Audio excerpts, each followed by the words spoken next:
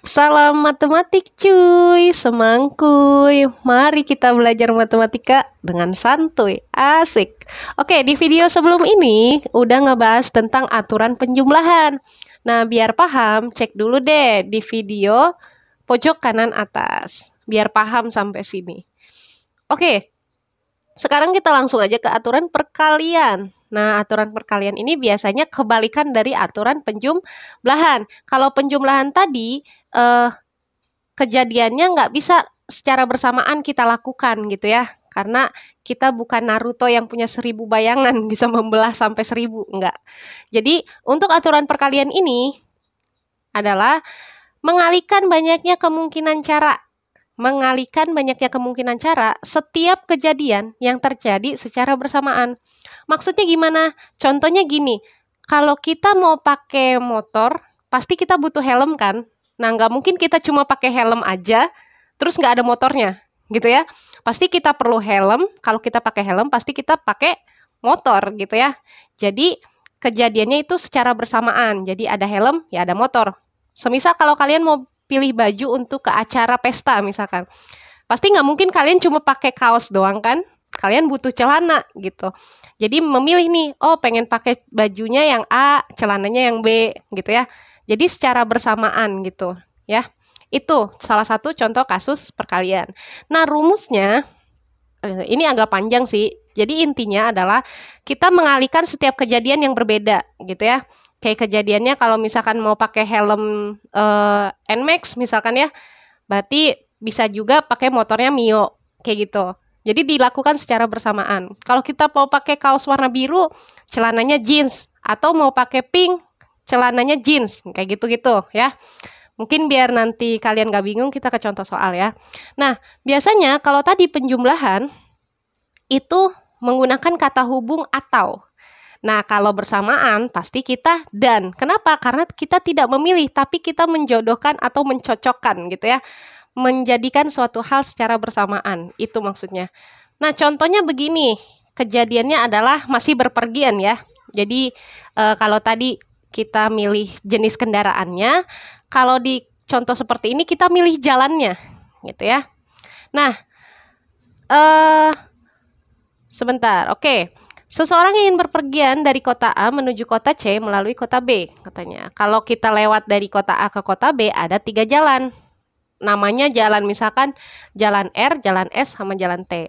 Kalau kita dari kota B ke kota C, ada 2, katanya kan. Yaitu jalan M atau N, gitu ya. M dan N.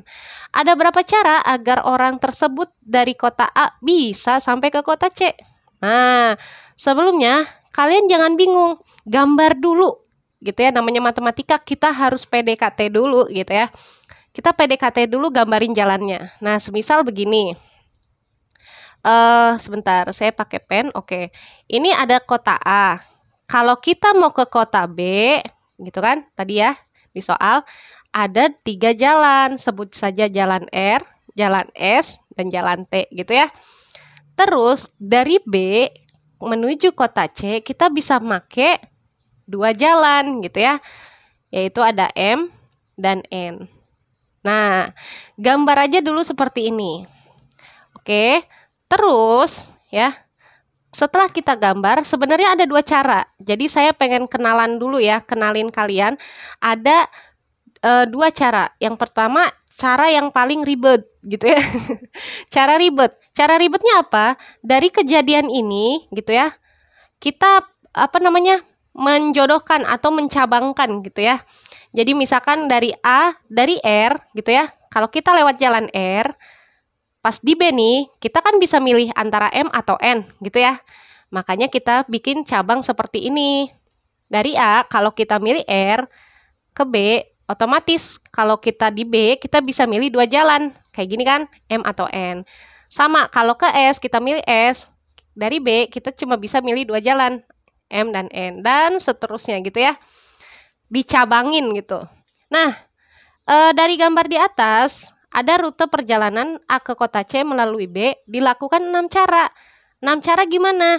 Berarti, sebentar, mungkin saya hapus dulu. Pertama, kita R milih jalan M nih ceritanya dari B gitu ya. Terus ada R, milih jalan lagi ke N. Jadi ada 2 nih, gitu ya. Terus dari S, pas di B kita milih jalan M, SM. Terus SN, gitu ya.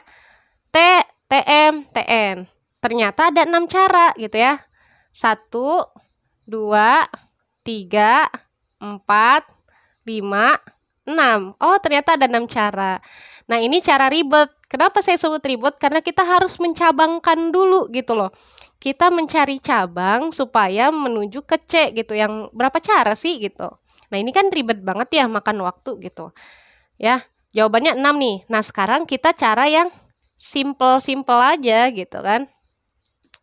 Kita pakai cara yang simple-simple aja. Oke.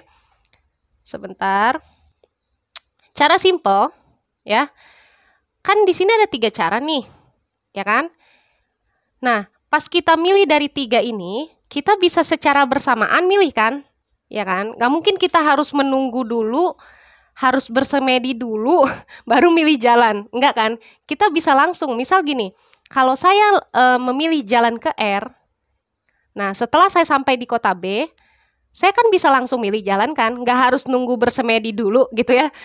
Langsung ke M atau ke N, gitu ya, simple. Nah, berarti dari sini kan ada 2 cara nih. Ya, jadi saya bisa memilih ya. Kalau ke A sampai C, saya bisa milih jalan R dan M atau R dan N, sama aja gitu ya. Saya milih langsung, nggak mungkin saya bersemedi dulu. Nah, ini yang disebut dengan kejadian yang bersamaan. Jadi saya milih jalannya langsung dari R, langsung milih jalan ke M, supaya saya bisa sampai di kota C. Atau saya milih juga R, langsung milih jalan ke N, supaya saya sampai ke kota C. Simple, ini ada 3. Ini ada 2, kita kaliin aja gitu ya. Dari A ke B ada 3 cara gitu ya.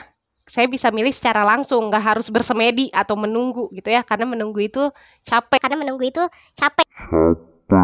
Terus dari B, saya bisa kan langsung milih jalan nih. Jalan M sama N.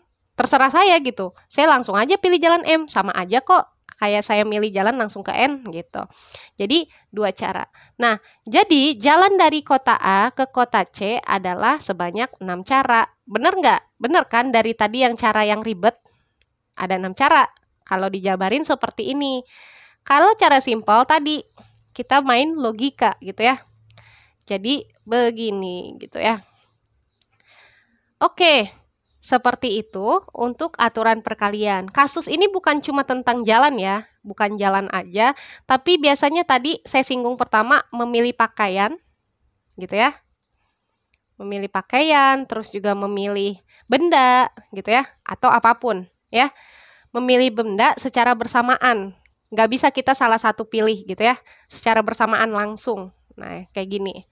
Oke, itu aja mungkin untuk aturan perkalian. Kalau ada pertanyaan silakan tanyakan di kolom komentar YouTube ya. Jangan sungkan. Dan saya mencantumkan IG saya di kolom deskripsi, kalian bisa DM Instagram saya. Oke, gitu aja ya. Jangan lupa like, komen, share, dan subscribe channel ini supaya channel ini menjadi channel belajar matematika dengan santuy. Asik.